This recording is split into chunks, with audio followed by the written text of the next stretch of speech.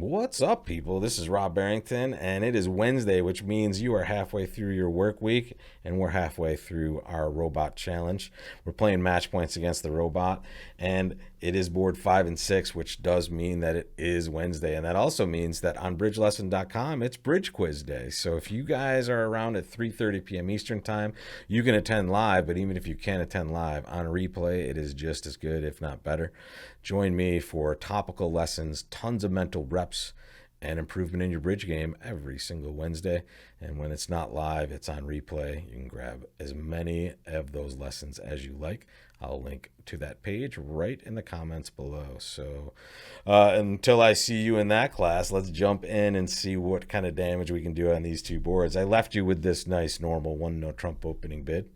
And we see left-hand opponent make a Capoletti bid, which is two clubs, just means this is a single suited hand. It basically just means they have an overcall somewhere. It could be clubs, diamonds, hearts, or spades for them.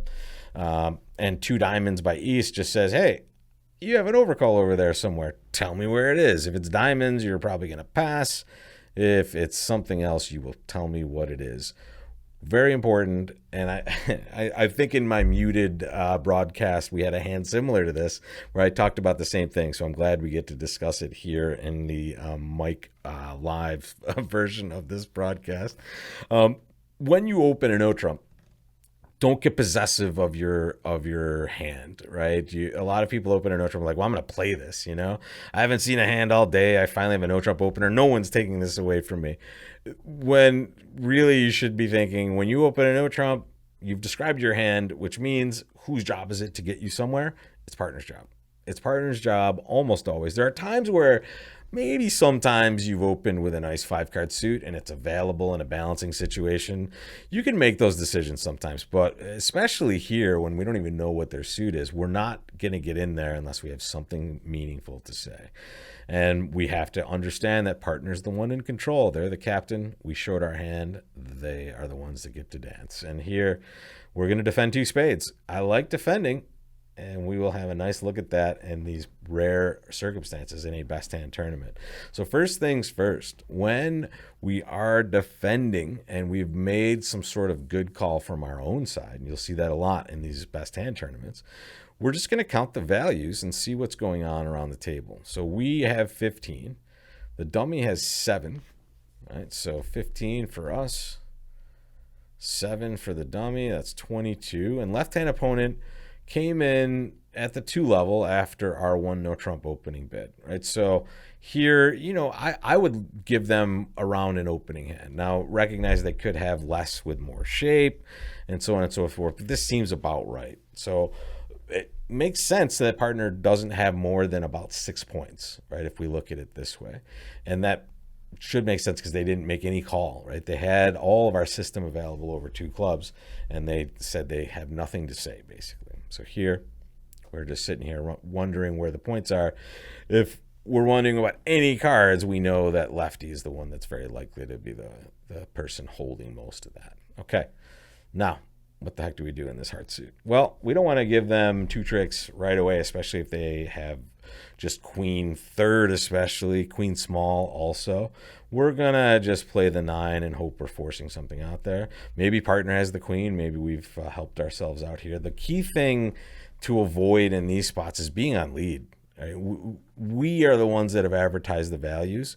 So the robot's going to be able to get over to that dummy a few times and take advantage of the position that we find ourselves in. But still, we don't want to be the ones breaking these suits for them because it's going to be an advantage for their side, not ours. So we're just going to try to be passive and just get out of our own way. Here, I'm going to duck this because I can see the result of my cover, and I don't want to set up tricks over there for them. Right? So here, this is just, you're expecting them not to have a ton of length in that club suit. So here, this is a pretty normal spot. And now we cover. Now they rough. How do they get over there? Well, we hope they don't have a good way, but they may end up just end playing us as well. So there's our partner.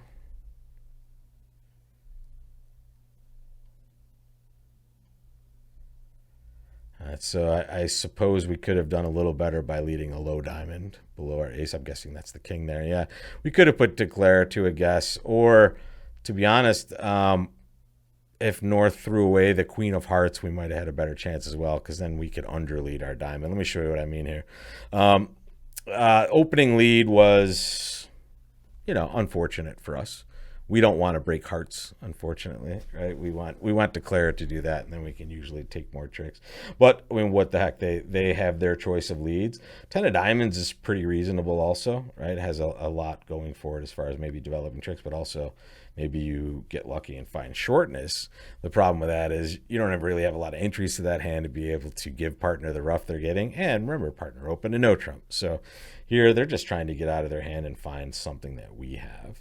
And now comes the spot where here, we certainly can't break hearts from this side of the table, right? We know the king, we played the 9 just to keep the ace behind that king and get our tricks that we had coming to us in that suit. But here, we could potentially have given them a guess in this diamond suit by just leading a low diamond.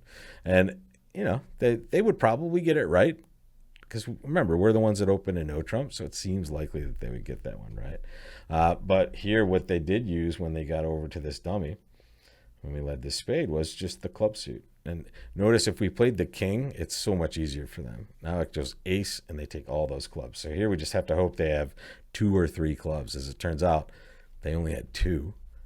And now how do they get over there to cash those clubs or set them up? They can't.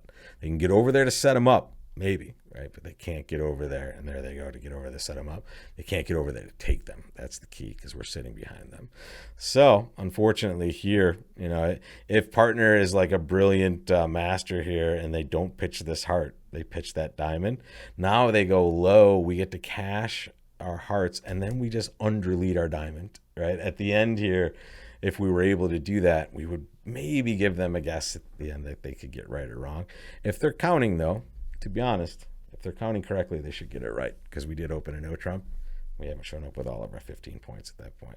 All right, enough about this robot declare play in our defense. Let's get back to an offensive mode. Who knows? We might still be playing defense here. We do have a nice 13 count. We're going to open a club. And all right, 1 diamond, double 2 diamonds. Make your call. What would you do? First thing you want to recognize, that double should be both 4-card majors. That should show 4 hearts and 4 spades. And that is awful for us, because we don't have a major suit fit. We would love to be able to bid one of these majors at the 2 level, but we don't have our call.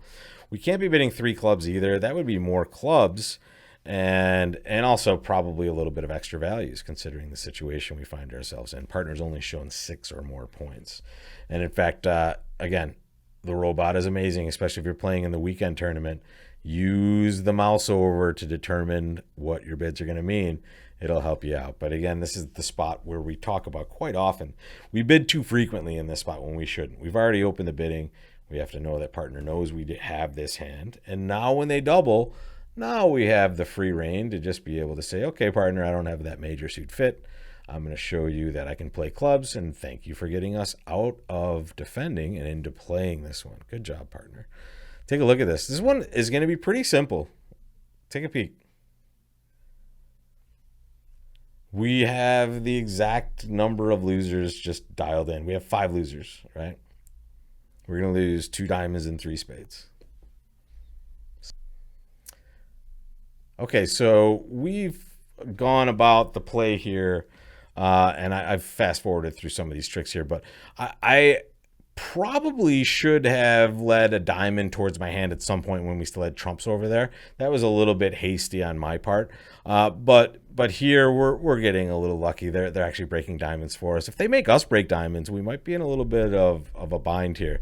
But luckily they're breaking diamonds the first time, and that's enough for us, right? We're always going to be able to create a trick now and keep our loser count down to the number we thought we had.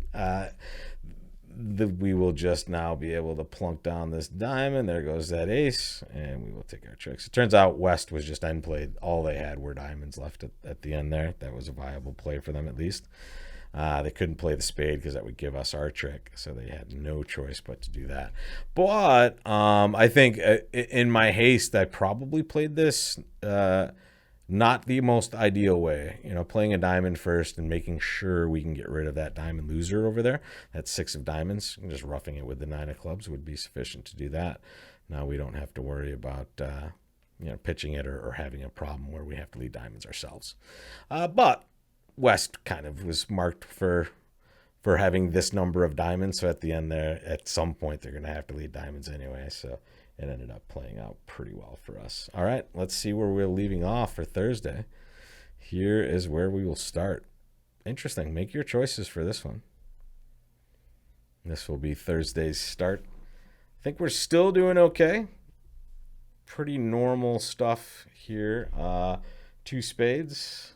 It seems like the robot wouldn't do anything different from the auctions that we had at each of these tables. So we would expect very much similar results on those last 2. But I guess we'll find out on Friday. But 2 more boards tomorrow before we get to those last 2 on Friday. So join me for episode 4 tomorrow. We're almost through this week, guys. Take care. And if I don't see you in this quiz class today, I'll either see you on the replay or we'll just see you right back here on YouTube, guys. Take care.